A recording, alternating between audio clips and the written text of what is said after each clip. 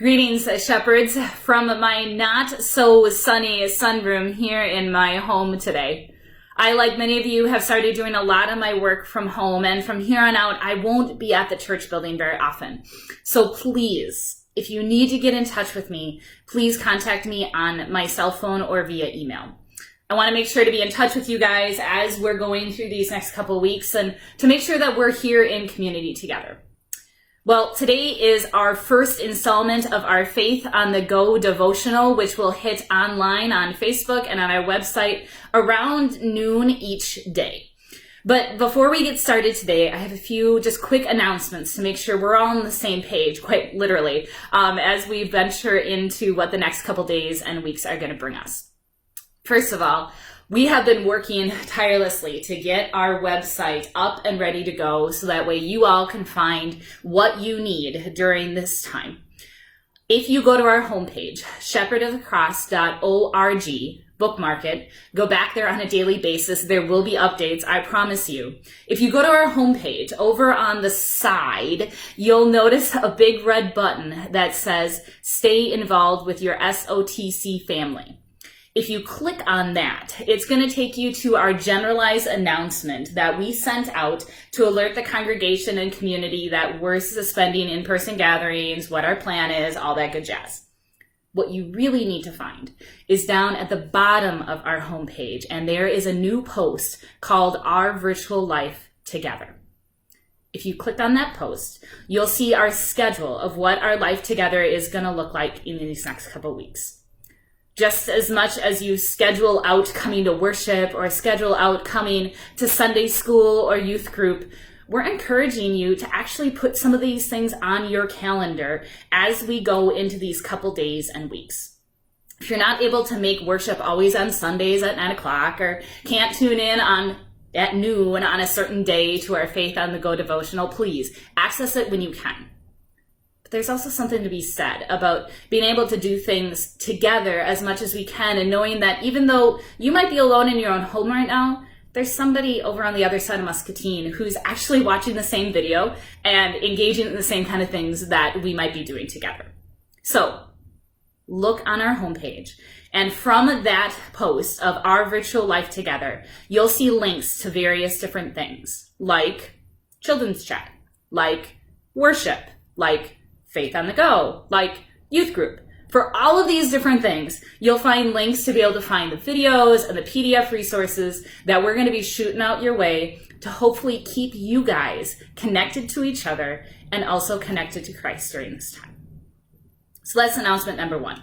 Look at our webpage, begin to see how it's all going to fit together. And if you have questions, please call me. I'd be more than willing to help walk you through what we got out there. Announcement two is actually about food distribution here in Muscatine. A lot of our organizations, including MCSA, United Way, and the Salvation Army, have been working to make sure that people, especially those at risk, will still be able to have food. If you are one of those people who are finding yourselves homebound or can't get out as much and are even just a little weary about what does this all mean, I encourage you, reach out to these organizations who are there to help. The best number to call right now is at MCSA, and their number, let me find it here, is 563-264-3278. Again, 563-264-3278. So if you need food, reach out to MCSA. At the same time, if you're looking to have a little something to do and to do safely in a small group of people out in the community to help in what's going on right now, we are looking for volunteers. At Shepherd of the Cross, we are continuing to help MCSA every Thursday, but instead of it being from 12 to 1, like we have been doing, we're actually going to be helping from 8 until 10 a.m. in the morning to help package that food that will then be picked up on Mondays, Wednesdays, and Fridays. So if you'd like to help at MCSA on Thursdays from 8 to 10, I'll say that again, 8 to 10 a.m., please give me a shout out on my cell phone or email and I'll get you signed up so we make sure we have something for that. If you're looking to do even more than that, Trust me, it sounds like there is a lot of opportunities, even for volunteers, to get out in the community and help deliver this food to people in their homes. So if you'd like to do that, reach out to MCSA. Again, number is 563-264-3278, and they will connect you to what is needed. But speaking of food, it's getting to be about lunchtime. I'm looking forward to making myself something to eat here shortly. But it actually leads into our Faith on the Go devotion for today. I've been looking at some of our readings that we'll be diving into this Sunday for worship, and our psalm for this weekend is Psalm 23. Many of us likely know how the psalm starts. The Lord is my shepherd, I shall not want, right? It's a psalm of comfort, and also a psalm that's used at a lot of transition periods in our life.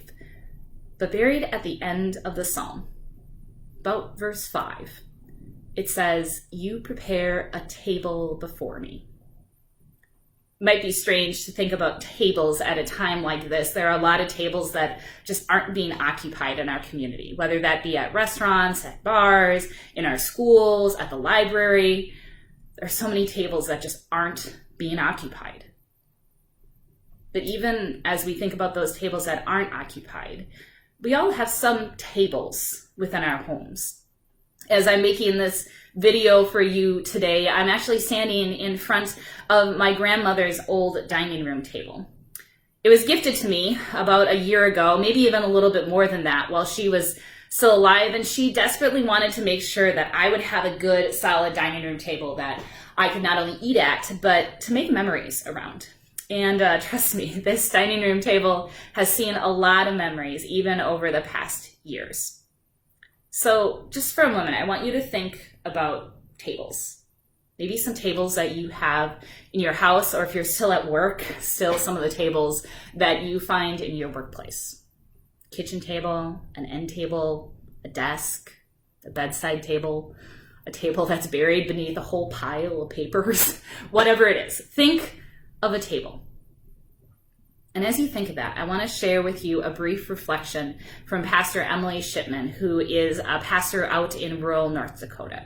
And here's what she has to say. 2 thoughts, she writes.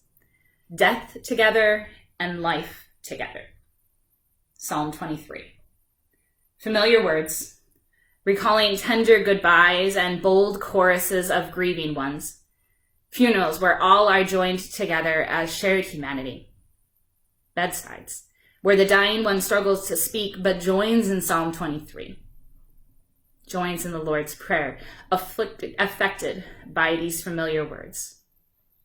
Bedsides, where I have read these lines, loud enough for dying ones to hear, loud enough for how many others passing by, going about their daily tasks, working, resting, daydreaming, to hear. Challenging, honest words, beautiful words, breaking in, words of promise, words of hope, words of comfort that blend the reality of humanity with the reality of our good and gracious God. Always in relationship, too often overlooked, breaking through the haze in such tender moments. Today's word is table. It's not the first image I am drawn to in this passage, she writes. So many images of death together, but also life together. You prepare before me a table in the presence of my enemies. May there be no more enemies, only sisters, brothers, loved ones, loved by God, loved by us. Today, dear shepherds, as you go about your day, I encourage you, be on the lookout for where there is life together. Even if life together right now is looking a little bit different, be on the lookout for that life. And then give thanks for the presence of Christ, preparing that table that is before you, giving you and this entire world the abundance that we need right now. Perhaps not for tomorrow and perhaps not for the week to come, but right now giving you life together in the way that we need. And as we notice those tables in our own lives, I invite you to give thanks for those tables that are bringing the community together in ways that we might not have never, ever known had this whole situation not developed. Blessings to you guys today as you find those tables and live into this life of abundance and promise that our God still is giving us even in these times. Prayers for you all, and we'll see you back here again tomorrow. Bye-bye.